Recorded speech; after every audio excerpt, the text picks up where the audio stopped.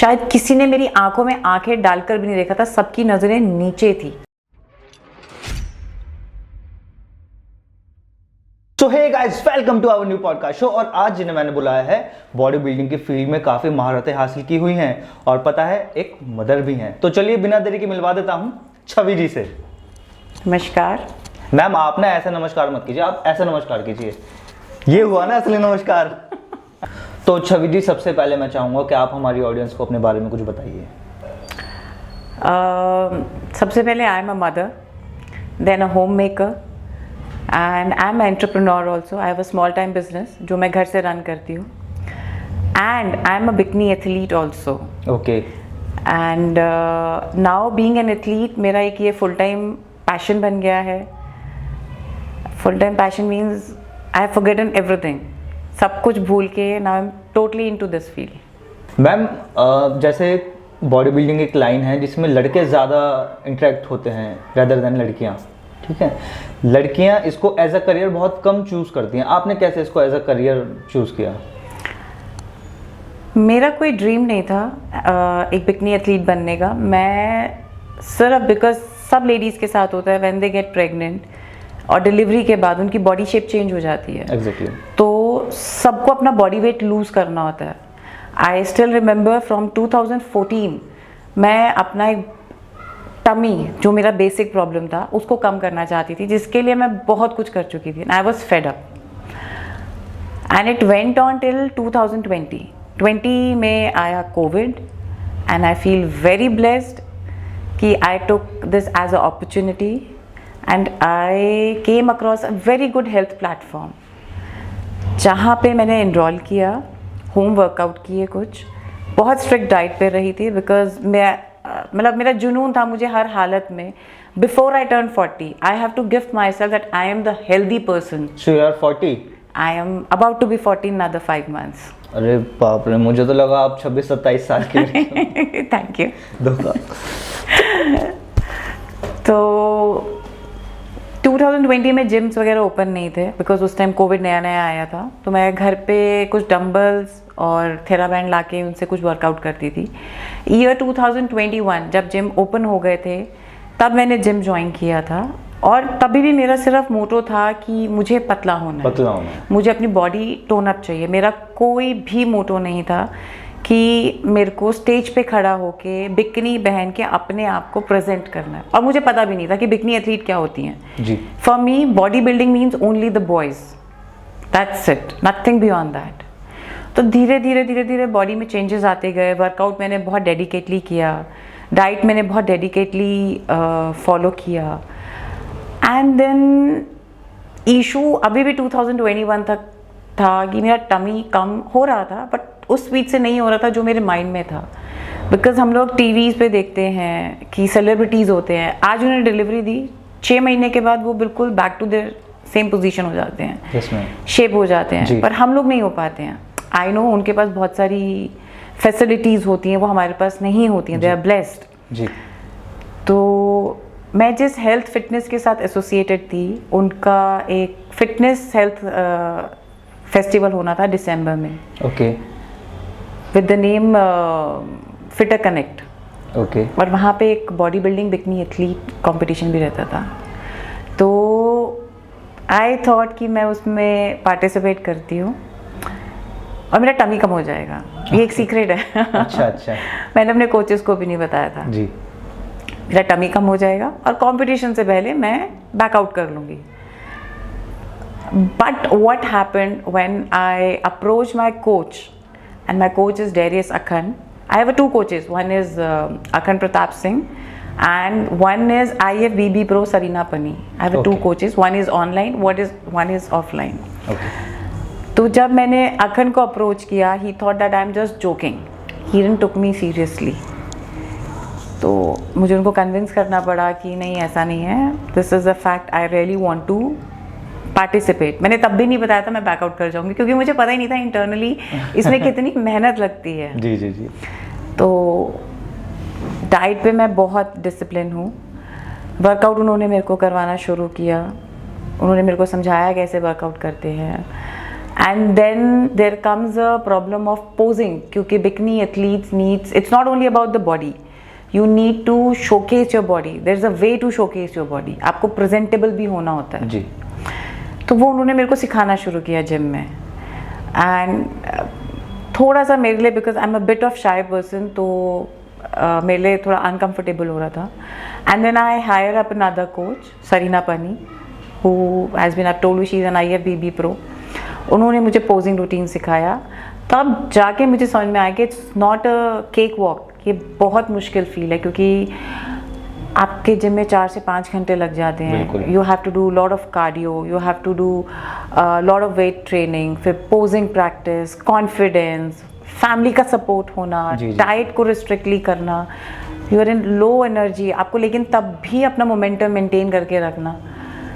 तो तब मैंने डिसाइड किया कि ना, I am not going to back out, and then I started competing on stage in year 2022. और अब तक मैम आपने क्या क्या अचीवमेंट्स ले ली हैं? I won, my first competition was Big Fit last year in the same month, October. There I got the bronze medal. That was my first competition. Okay. उसके बाद I played UIBB. उसमें I got silver medal. Then I participated in ICN. That held at Goa. उसमें मुझे silver medal मिला था। क्या बात है। This year I played at, participated at NPC and Aman Classic and Sheru Classic. Ma'am जब आपने बॉडी बिल्डिंग करियर अपना स्टार्ट किया तो आपने ऑब्वियसली फैमिली में भी डिस्कस किया होगा, सबसे पहले रिएक्शंस क्या थे उनके? मैंने फैमिली में सिर्फ अपने हस्बैंड को बताया था कि मेरा ये ड्रीम है करने का, and if you permit so. My husband is very open minded person, तो उन्होंने मेरे को मना नहीं किया था। But the question comes from my side, my family, my parents, my brother sister, मैंने उनको नहीं बताया था। Okay. मैं अपना बिग फिट का कंपटीशन जीत के आई थी, और मैंने अपना पोस्ट डाला इंस्टा पे, और जब तक मैं जीत के नहीं आई थी, that was a close account. जीत के आई, मैंने उसको ओपन किया, अभी ओपन करके शायद 12 घंटे भी नहीं हुए थे पिक्चर पोस्ट करे हुए। I woke up in the morning and I got a message, is that you? And that was from my sister. She was shocked. मैंने कहा yes, that's me, that's me, doesn't look like you, and since when, आप तुम कब से ये इन सब चीज़ों में तेरा इंटरेस्ट हो गया? हमें तो नहीं बताया। मैंने अपने घर में नहीं बताया था, बिकॉज आई नो वो लोग इन सब चीज़ों को अप्रूव नहीं करेंगे।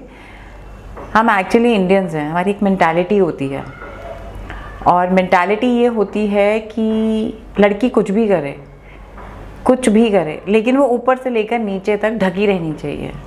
उनको ये नहीं समझ में आता कि एक body building is an sports, ये और कुछ भी नहीं है। जो तमाशे हुए हैं घर पे, जो मेरे को सुनना पड़ा है, मतलब इट इज़ अनबेयरेबल। मतलब मैं कभी नहीं सोच सकती थी कि पेरेंट्स मेरे कुछ ऐसे मेरे को बोलेंगे। तो रिएक्शंस ओवरऑल मतलब खराब ही रहा? बहुत खराब था, बहुत खराब था। And I think around 1 year तक सबके सब मेरे पीछे पड़े हुए थे कि छोड़ दो, लाइन अच्छी नहीं है, क्या कर रहे हो, तुम एक मदर हो, क्या अपने बेटे के ऊपर आप इम्प्रेशन डालोगे, क्या सोचेगा वो, थोड़ा बड़ा होगा उसको समझ में आएगी तो वो उसके दोस्त क्या बोलेंगे, और कैसे कपड़े पहन रखे हैं, इससे अच्छा तो ना ही पहनते। ये तक मेरे को सुनने को मिला था। मतलब ये सिर्फ मम्मी से नहीं सुनने को मिला था, ये मेरे को अपने ब्रदर से और अपनी सिस्टर से भी सुनने को मिला था। Even my brother-in-law also said so, not directly but indirectly to my sister कि दीदी को पहनने की ज़रूरत ही क्या है। तो that was a reaction, but मेरे husband बहुत supportive थे, उन्होंने सबको समझाया था। किसी की समझ में वैसे आज तक आया नहीं है अभी तक नहीं, they have not accepted, but हम अब इस बारे में बात नहीं करते हैं। अच्छा, मतलब वो थक गए बोल बोल के आपको? वो थक गए। Okay okay. तो मैम जैसे एक लड़की स्टेज पे जाती है, परफॉर्म करती है इन बिकनी एज यू सेड, और वहाँ हज़ारों की तादाद में लोग आए हुए होते हैं, आपकी जो परफॉर्मेंस है वो होती है पोजेस देना, राइट, अपना बॉडी पार्ट्स को शो कर मार्क्स गेन करना। मैं ठीक हूँ? हाँ जी। ठीक है। कुछ लड़के ऐसे भी होते हैं जो कमेंट भी पास कर देते हैं तो इसमें आप इन चीज़ों को कैसे टैकल करते हो? देखिए, बॉडी बिल्डिंग एक बहुत रिस्पेक्टेबल स्पोर्ट्स है।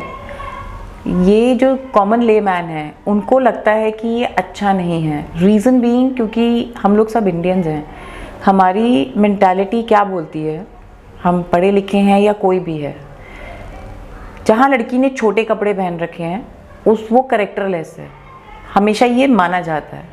और ये बात मैं इसलिए बोल रही हूँ क्योंकि ये बात मैंने सुनी, मेरे को अपनी फैमिली में भी सुनने को मिली। मैं बहुत पब्लिकली बोल रही हूँ, आई डोंट नो जब वो सुनेंगे तो उनका क्या रिएक्शन रहेगा, बट लोग ऐसा सोचते हैं, पेरेंट्स सोचते हैं हमारी इज्जत क्या रहेगी। इज्जत खाली कपड़ों से नहीं होती है, आपने ढक रखा है। आप सोचिए, अगर मैं यहाँ पर ओलंपिक्स खेल रही होती हूँ और मैं स्विमर होती, तब मैं नहीं पहनती कॉस्ट्यूम, पहनती ना। बिल्कुल।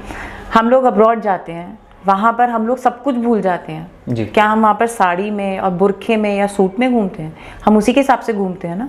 हम एक कोस्टल एरिया में जा रहे हैं तो वहाँ बिकनी में घूमते हैं, छोटे छोटे कपड़े पहन के घूमते हैं, तब ये सब चीज़ें पता नहीं चलती हैं। पर स्टेज पे आप खड़े हो, वो सबको दिक्कत लगती है। और मैंने जो एक्सपीरियंस किया, वहाँ पर जितने भी लोग आते हैं, जो पब्लिक होती है और इवन बॉडी बिल्डर्स, वो फीमेल्स को बहुत रिस्पेक्टफुली देखते हैं। वो आपको ऐसा अनईजीनेस नहीं फील कराते कि आपने क्या पहना हुआ है और आप क्या करने वाले हो। और ये मैंने खुद फील किया था जब मैंने फर्स्ट टाइम कंपटीशन देखा। मैं शायद 5-6 बार अपने बॉडी बिल्डर्स के सामने से गई थी, शायद किसी ने मेरी आंखों में आंखें डालकर भी नहीं देखा था, सबकी नज़रें नीचे थी। तो दैट शोज़ कि वो कितना रिस्पेक्ट करते हैं और उनको मालूम है कि इस स्टेज तक आने के लिए एक लड़की है या एक लड़का है, किसी भी एज ग्रुप का, उसको कितनी मेहनत करनी पड़ती है और कितना डिसिप्लिन रहना पड़ता है। बिल्कुल।